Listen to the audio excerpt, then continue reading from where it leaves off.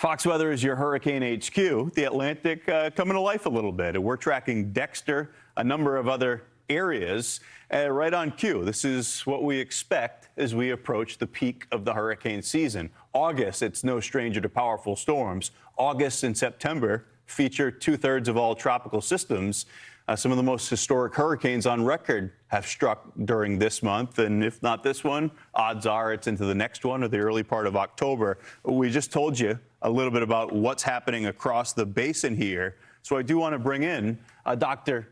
Jason Dunion. He's a meteorologist at the University of Miami and the science director of NOAA's 2025 Hurricane Field Program. Jason, thanks for being here with us on Fox Weather.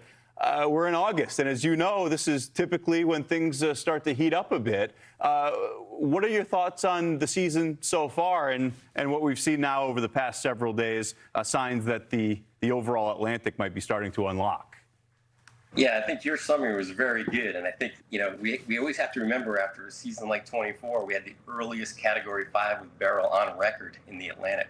So we're kind of on par right now. We've seen some storms forming in the West Atlantic. Dexter's the latest. They tend to be a little bit weaker. But like you were alluding to, really those Cape Verde storms, they're starting to wake up. It's that nursery that we see over Africa where over half the named storms are coming from that nursery. It's starting to ramp up, and we're seeing signs in the models that we really need to start shifting our eyes out to the east.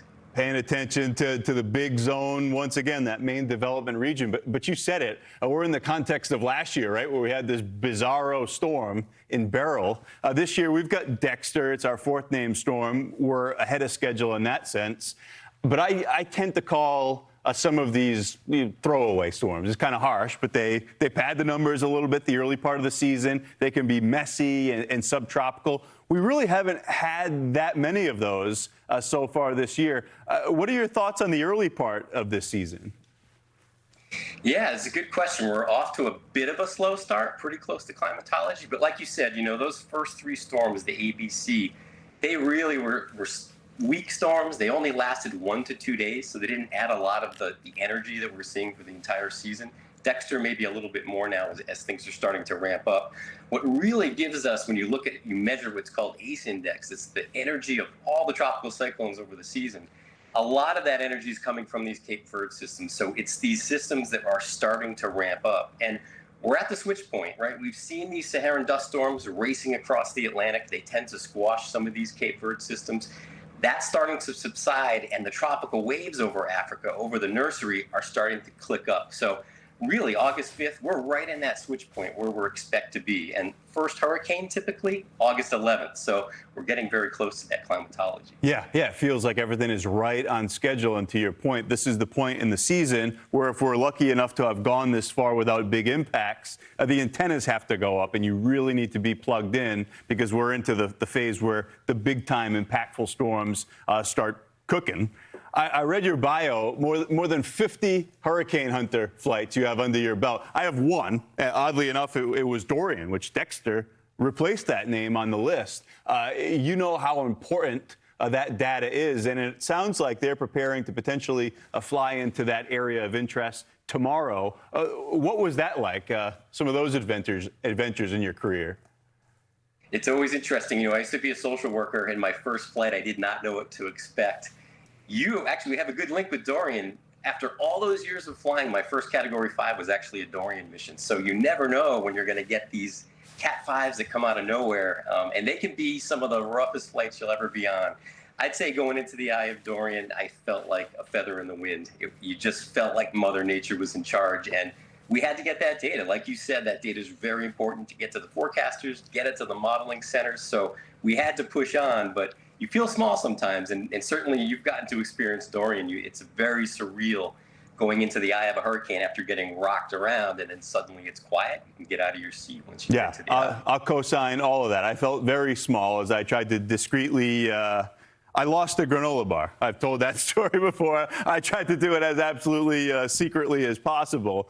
I wanted to ask you, though, we live in an era where whatever the most menacing still shot, screen grab from social media is, even if it's at hour 200 plus, it's getting, clipped and posted to all the social medias. We do have, as you said, the pattern shifting a bit. And I wanted to ask you about your thoughts moving forward through the next couple of weeks. For me, I think the odds tell us that this first wave, it's got a runway off to the north, hopefully over the open Atlantic. But it does appear as though that moistening process of the MDR is well underway. And some of those waves that follow might have a better opportunity. Yeah, I think that's a great way of thinking of it. You think of this first wave, it's the first big one that's pushing through. You look at the European model, maybe the high pressure in the Atlantic lets it skirt off to the north and out to sea.